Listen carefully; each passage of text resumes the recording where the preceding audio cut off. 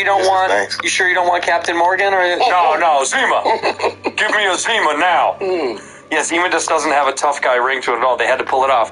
Who made Zima, by the way, Coney? Look it up. Who was distributing Zima? Coors. Swinging a miss. Shout out to Coors. Yeah, but they were ahead of the game, man. Yep. Showing up early. 93. That's when showing up early. The Zima years, the early 90s. Thank you for coming, by the way. I know you're in LA for a short period of time. I am a big fan. You don't even know. You don't even know. I guess I was aware from like other, pop-ups, through the years, but that cheeseburger special was on point. Thank you very much. I really appreciate you. And that means a lot. The day I went to talk to Pete on his podcast, did he tell you this? Yeah, Pete Holmes called me, yeah. Fucking unbelievable. Like, that morning, I didn't even know you guys, knew. I kind of figured it was a small group, but I didn't know you guys were, tight like that. I was just quoting, show me the shells to myself. I was cleaning up, and I was like, I'm recycling, but, I don't know if everybody is, and I'm just, not buying it, and I was just like, show me the shells. Where are the shells? Show me the shells. Show me the shelves. Nobody's around. It's just me quoting that shit to myself, and then an hour later, I really appreciate that. He told me that. So good. Well, dude, I've been, not to, we'll tug each other a little bit, but I've been a fan for a long time, and I don't know if you knew, I tested for SNL years ago. My year was Pete Davidson's year. I feel like I heard so they picked the wrong guy. Yeah, I'll tell you what. Obviously. Yeah, it was me, Pete, Dan Soder, two more, and one or two more New York guys that were in the final running. And where are you from? Chicago. Oh, interesting. And when I went back and I met with Lauren, I tested, then they flew me back. I flew to LA, then they flew me back. And of course, then I was like, I got it. And then Lauren sat me in his office, and we talked for a while, and I met all the writers and met everyone and did that whole dance. And, it's like an intimidation walk. They walk you to the hallway to be like, meet these people, meet these people. And then as you're going, it almost feels like you're at a, like I'm at a wedding. Yeah. And you're, you know what I mean? And you have to hey, how are you? And you have to kind of match their energy and match their sentiment and their style of comedy. It's an interesting dance. You gotta meet them where they are. Yeah, I have to meet you where you are. Yeah. And, but anyway, I was, back then I was very excited to even be near it. And now you've been the king of the castle for so long now. It's kind of crazy, huh? It is the craziest thing ever. Because I remember that process too. It was, I don't know who it's easy for. You know what I'm saying? It's kind of a nightmarish. I imagine for everyone it was probably awful. Yeah. It's just, everybody has their own version of how terrorizing it was. That's terrorizing that you had to go that far to still not get it. Yeah. You know what I mean? Yeah, it's a hard no. That's like a woman inviting you over to her house late at night on the other side of town. You show up at the front door and she's cracks the door, but she's like, I don't want you to come in here, and then slams the door. And you're like, okay, Chris, I'll just head back. Just head back to the other side of town then, because that's where I live. All right, well, I'll just go home then. No, but but even seeing from afar, I've had a lot of friends come and go on the show, which has been pretty incredible, and been there after the fact as as a fan and a friend, and it's just wild to watch people progress through that thing. Yeah. What do you think? I know you've been asked before, but what do you think your out is on that show? Do you think you just do it until you one day just go, I don't think I want to do it anymore? I mean, I'm, obliged until the 50th or whatever. You know what I mean? So, I guess everybody's waiting on, Lauren's decision, because that'll be really how the show continues cleanly. You know what I mean? Because, there is a possibility of someone else stepping in, but there's also a possibility of the budget, getting slashed. Right. There's just no one, I think, that has that tenured respect of, the suits. You know what I'm saying? Lauren was always our buffer in between the suits. Right. You know what I mean? And the person that inherits that show with so much demand, with so little resources, it's not going to be the same show quickly. You know what I'm saying? And you don't want to be that person, I guess. And I don't necessarily want to be there to see the ship fall, because I've always, had thoughts of am I staying too long? Am I causing, less of an excitement about it? You know what I mean? That kind of thing. But, people have always said Saturday night should go away since the first day I was there. You know what I'm saying? So Well, that's that old, like, I liked it better when, blah, blah, blah. Hear it every week. But but they'll say that everyone has said that since its inception. Yeah. You know, like, after the first chunk. It's the craziest thing ever, and you would think people would be aware of that. Like, oh no, others have said that, and it continues on, so maybe I should just rethink before I actually say this thing. No, people are stupid. You can't do that. And it's just an awesome platform for talent, you know what I mean? And look at it. Look what it. I thought about the other night of, like, I saw a billboard for Will Ferrell's new movie where it's the dogs, where they're talking dogs, you know? Can't wait. Yeah, it looks phenomenal. The trailer looks phenomenal. I asked my manager if he would hit them up about part 2, like, the day I saw the trailer. Yeah, what's it called? Pretty Please. Strays, yeah. Pass that message along. Well, yeah. I know there's going to be a part 2. Well, it looks so good, and I thought, it's insane, like that, when you think about what movie stars or television stars, or just whatever you want to say, like superstars have come off of that platform bigger than any other platform. Yeah. So when you say stay too long and all that stuff, I don't know if that's a thing. I just think now you've kind of cemented in another area of it. I don't either, you know what I mean? And it's like, it's such a one-of-a-kind experience. Number one, coming from a dude that does know the other side of steady work as an actor, you know what I mean? Yeah. Like, auditioning and just hustling and this, that, and the other, like, I know it well, so when it's not hard for me to oblige when I'm asked, you know what I mean? If I wasn't being asked back, I wouldn't be, like, knocking down the door like, y'all need me, you know what I'm saying? Like, you can't let me go, you know? I would just be, like, going on into my future, whatever, but he keeps asking for me. So why not? What am I supposed to do? You know what I'm saying? Like, I can do everything else. Like, I've already done my show. Like, I've done, you know, the non-scripted kind of version of the show with Bring the Funny. You know, like, all kinds of things. You know what I'm saying? Like, at the same time of being there. So there's no point of me jumping ship from, like, an 8-month predictability, I guess. You know what I mean? Like, that shit's valuable. It's a sure thing, too. Yeah. And you enjoy it. I mean, you know.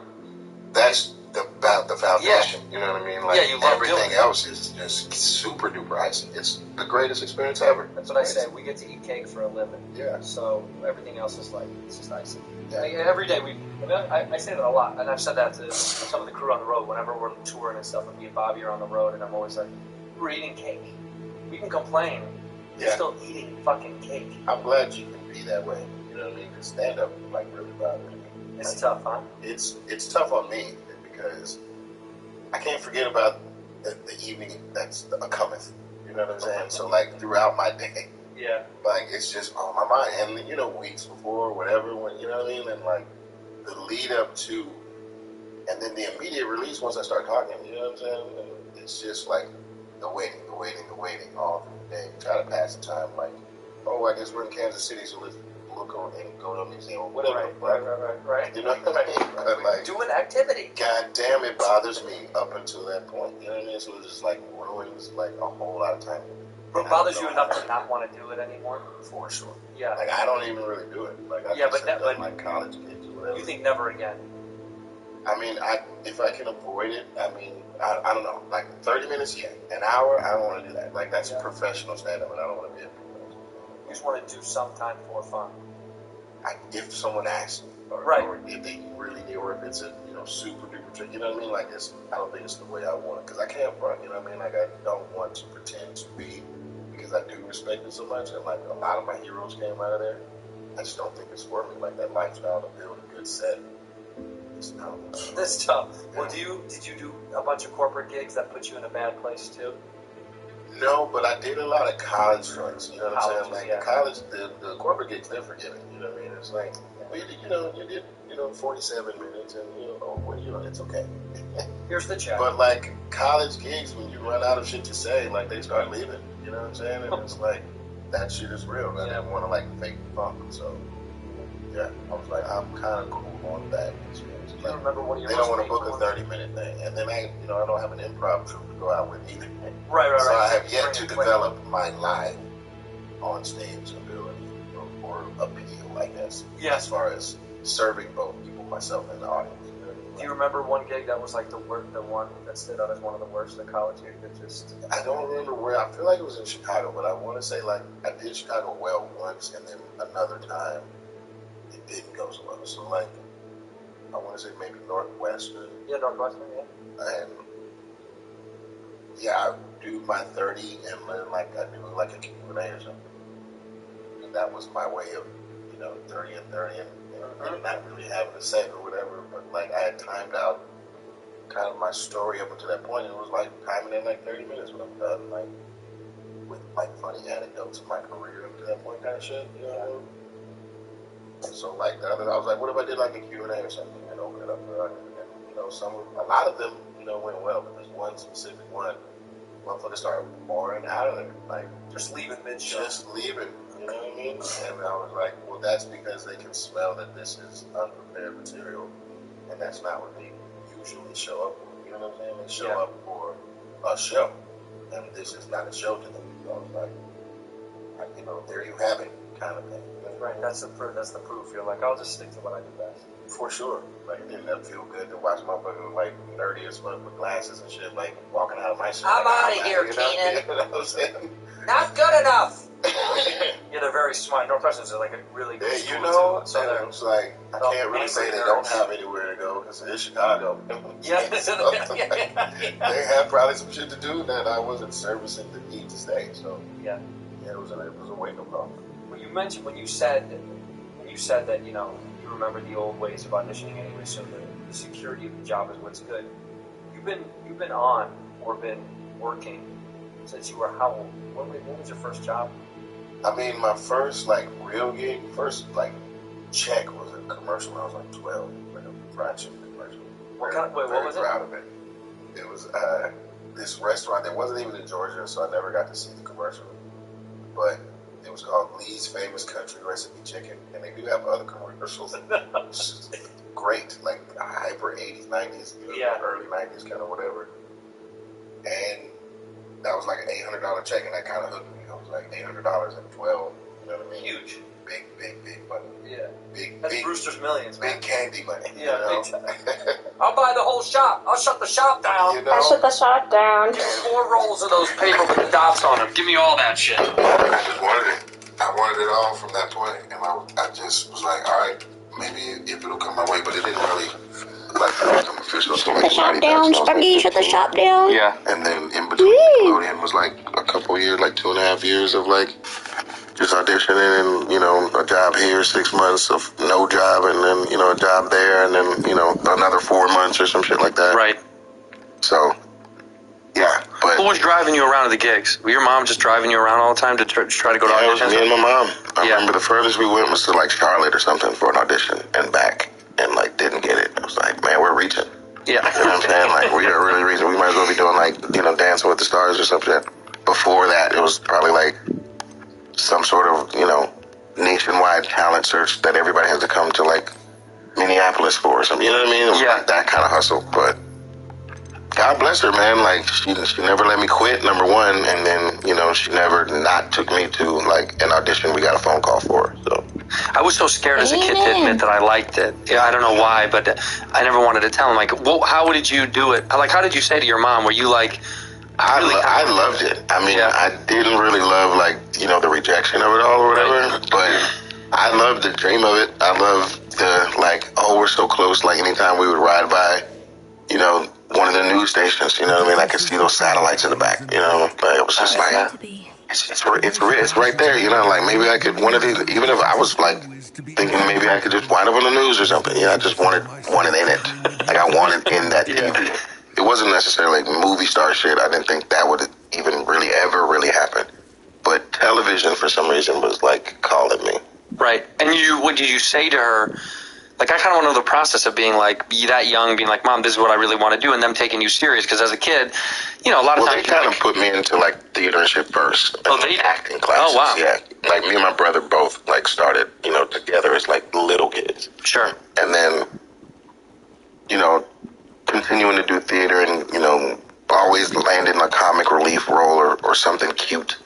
You know what I mean? And then sticking to it through between the 8 and 12, 13-ish kind of years, and learning how to audition and really getting an agent early through the phone book. You know what I mean? I was still 6, 7, 8. You know what I mean? And cold calling. Yeah, kind of really going after it. Along with sports and piano lessons and whatever else was going on in school. But then it just kind of kept propelling me in that direction. You know what I'm saying? I just started booking shit. and something else and something else or whatever. As I stayed short, sports was easy to let go of. You know what I'm saying? So it did the work for you. A little bit. Yeah. And then by that time, everything kind of was just unfolding, basically. Like, once I booked the Mighty Ducks, it was over. Yeah. It's funny to refer to it as staying short. Yeah. As I stayed short, as everyone else grew tall. What was I saying? Like, dear friends. Yesterday, my wife and I were having a glass of wine, and there was a woman that had walked out, but she wasn't a little person, but she was a little person. Yeah. Do you know what I mean? She was a short person. She was a very short person. And my wife was like, what do you refer to that? And I just said, closer to the earth. She's just closer to the earth. That's all it is.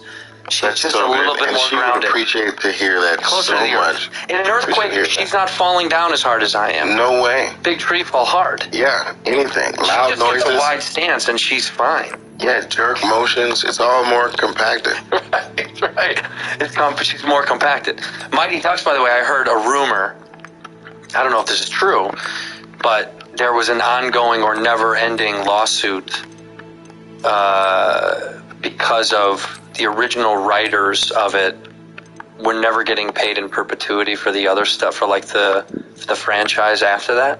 Do you know anything about that? I don't. Yeah, somebody told me there was something about that it was like... Sounds like what we're striking for right now. 100%, yeah. They're pretty close to it, yeah. I'm not surprised if that is the case. Yeah. It's unfortunate. Yeah, but I remember the amount of merch and stuff back then was... It lost a fucking hockey team, yo. It's insane. Straight up and down. That's insane. You know what a professional sports team, it's a professional sport. So, okay, maybe it's not basketball, baseball, or football, but it's hockey. You know what I mean? And it's like, if there's a fourth and not necessarily a tied for third, you know what I mean? Yeah. It would be the NHL. Yeah. So that is a yearly profitable ownership of a thing, right? Yeah. And it's coming off of... They tried to even deny it was, about from the movie. You know what I mean? They're like, this has nothing to do with the movie. Yo, stop that. It just fucking pissed people off. A little piece. If they gave him a point or a half of a point of the franchise, he'd be very happy right now. I'm sure. Yeah. You know what I mean? Yeah. Because that is a guaranteed, bundle. They don't feel the difference of it. It's sad that people don't do compassionate business. You know what I'm saying?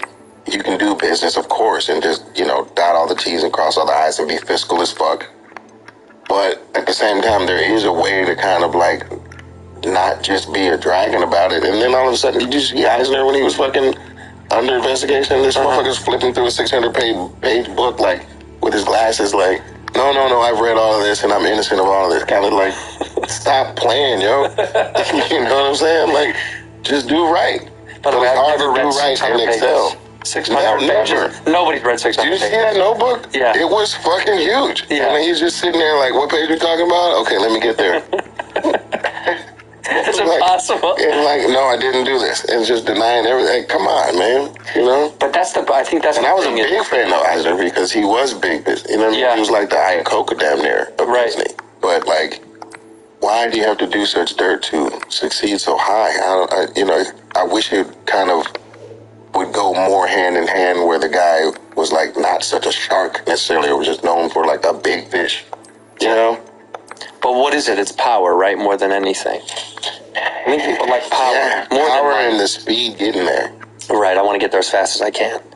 That's an all-American way. Have you felt this way? I mean, you feel like this kind of person, not knowing you, but have you felt as you've grown in your life or your career, both your age and then your ascension, do you feel like generosity is something that has become a part of you because of success? Some people, they get more successful and they become a little bit more closed off. I feel like you're someone who got successful and you feel more open and giving than a lot of people. Yo, for sure. I mean, I think, generosity could be one of my faults at this point. You know what I'm saying? It's just it's a good fault. I love to give. And I can't not recognize people's, pain, struggles, or whatever, blah, blah, blah. But I was kind of always like that. You know what I mean? Humble beginnings or whatever. You know what I'm saying? My parents come from, my dad used an outhouse kind of shit. He was telling me recently. I was like, that's crazy. I always knew y'all were kind of on the getting by side of things. You know what I'm saying? hoping to move on up, but had to yet do that. He had an outhouse his whole childhood? And it would give him stomach problems because he hated going. You know what I'm saying? So, my father's like in his 70s now, so like we don't talk about his like childhood era much. You know what I mean? We talk about his like, 20s and 30s, like when he was a new parent or like right before he was a parent kind of shit. But never like much like 6, 7, 8-year-old years or something. But like when they get older, I think they start talking about those years. You know what I'm saying? And like making sure they like, the whole story of who they are kind of thing. And that's nice. But it's like, that's correct. That's wild. You know what I mean? Because I never expected, like, he grew up balling, but like, I thought that was some 1800s kind of shit, you know? Take the bucket out and splash her down when you're done. Splash her down. It does feel like, yes, it feels like a time when you're like, that was before your time. You're like, no. Yeah, that was my time. No, that was his time.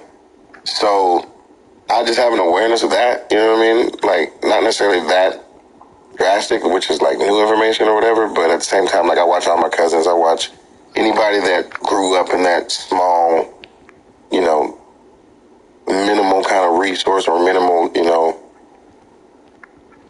opportunity kind of existence or whatever, and how their lives kind of, are or whatever. And it's tough.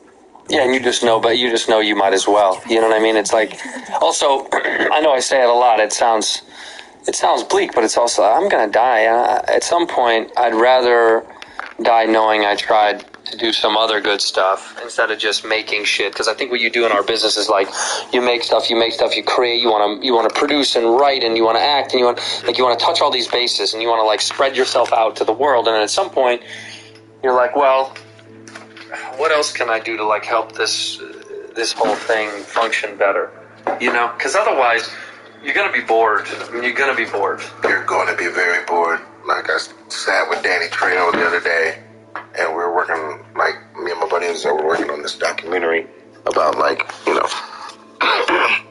certain like prison reforms, or as far as like, being in the hole for 24 hours, like little humana, kind of changes, and then other programs for when people come out to kind of, try to get them better ready for society than just dumping them outside kind of thing. Yeah. And he was kind enough to like, interview or whatever.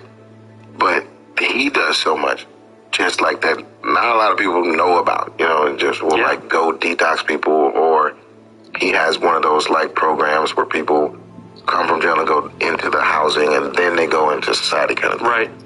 And like, he just keeps going and going and going, and like the universe keeps blessing him, I think, because he is one of those kind of vessels. Like there's a lot of people on his level that don't really care anymore. You know what I mean? They just leave, or their problems are what they're focused on and not anybody else's kind of thing. It's easy to do that, I guess, because, first world problems are still problems, and I get that, you know what I mean, or whatever. But there's a lot of people out there with like problems on top of problems on top of problems. Yeah, it never stops. Quickly, like, so you're just going to watch people just sinking in quicksand kind of thing? Or you're going to, like, try to find some rope or a tree branch or something? Like, something. Try. You know what I mean? Like, if you fail, that's a shame. But to sit there and watch is horrible. Yeah. No, I agree. He talked about that with Neil. He did the show, maybe my first year doing it, and he was talking about how, his time in prison, people that come out of prison, he's like, there's two perspectives. It's like, you either come out of prison and you couldn't care less about what happened, and you didn't learn anything, you didn't care, it didn't matter, or you come out of prison and you really want to start anew. And he's like, some people are lucky to be able to start again, and some people fall into the same tropes. But he's like, I was just focused on remaking myself. So when he was helping his neighbor, I think that was the story he told me about moving the trash cans, and he was like, hey, they need a guy to be a background actor guy as a tough guy. You want to be a tough guy, prison tough guy? And he was like, yeah, okay. And it was just helping his neighbor move trash cans, and that guy introduced him to some guy, and then when he was on set, they were like, how do you know language from prison? He's like, I just got out. They were like, do that. Can you do that in the movie? Because I guess the lines they wrote were trash, and he was like, no one says that in prison. 1,000%. Yeah, it was just he was like, but all I was doing was from him helping somebody, yeah. Right, helping out. He's like, all I was doing was wanted to make my life good again. And in doing that, I was like, can I just be good to my community, be good to everyone I know? And it wasn't disingenuous. What's funny is it's not like he did that with the idea, I'll get something from this, which I think is the biggest trick. I don't think it works that way. No. You know what I mean? Like, your intentions have to kind of be pure for, like, things, let's get deep. Let's go for it. For things to vibrate your way the correct way. You know what I'm saying? Like, your intentions have to be pure. Otherwise, I think you're going to be, like, just missing, like, how, like, a lot of asteroids just miss Earth. You know what I mean? Their intentions weren't pure. You know? If only those rocks had pure intentions. God damn it. They would take us out. Taken out. But, yeah, they need to get more positive, man. Balance. Balance, asteroid balance. You know? Do you feel like you're I mean, again, we'll get this. I love the philosophical stance on it. Do you feel like you're even the fate of your life and your career, like this was supposed to happen for you the way it did? Yes, only because of how kismet it's been. You know what I'm saying? Like, it just, if you were to write it, it sounds like how it's gone, basically. You know, Right. like how the Mighty Ducks introduced me to this and that and the other, but even how I got introduced to the Mighty Ducks in the first place. You know what I mean? Like, How was that? I was working on a kids news show in Atlanta on TBS called Real News for Kids, but I was the movie critic, and I didn't take that personally. Like, I never was in the studio with the, like, anchor kids or whatever. I was always, like, on location, like, doing, like, all these little wraparounds for these free movies that I got to see and judge on my popcorn scale. But the first movie I critiqued and went and saw was the first Mighty Ducks. And then I, like, interviewed a couple of the kids or whatever, and it just was, like, a very cool experience. And then I didn't think anything of it. But, like, a year later or 2 years later or whatever, you know, I got to audition for the second one, and I wound up, you know, kind of being in the second one. So, like, not even knowing Atlanta had a hockey rink, you know, and I, like, went to the hockey rink to interview them, and they're skating around and shit, and it was just, like, a lot of, like, light bulb kind of moment kind of happening, and then, like, forgetting about it and continuing to do that show or commercials or whatever, and, like, having an agent, you know what I mean, that would be able to get that phone call that they're nationwide kind of looking for a new kid to do this and that and the other. Send tape, go to LA finally for, like, a final thing, and then, like, book that shit. Wild. Bro, like, the numbers are astronomical as far as, like, what are the odds? You know what I mean? And then into heavyweights, into meeting, like, Judd and all those guys when they're young, you know what I mean? And Peter Berg and, like, just that whole connection that I didn't even know would be valuable 20 years kind of later or whatever. Yeah. Just knowing that they were good dudes, and Stiller, of course, like, in his early prime, you know, and finally meeting Jerry and Ann, like, bro, like, legends, and, like, just being there in these moments or whatever. And then on into, like, D3 and then all that, Nickelodeon, and, like, you know, us getting our own show, and then, like, the movie being Good Burger. Yeah. That's the movie. When you talk about movies, you go, what's the movie? From my, like, era, Godfather that people know me, you know? The two G's. Pretty like, close. Pretty fucking close. Yeah, pretty close. And, like, whatever kind of foggy years, but, like, winding up in, like, you know, an awesome episode of Felicity where I met JJ early, you know what I'm saying? And, like, weird character, but still, like, a interesting fucking episode. And then Love Don't Cost a Thing, and, like, on and on and on. Barbershop 2, and then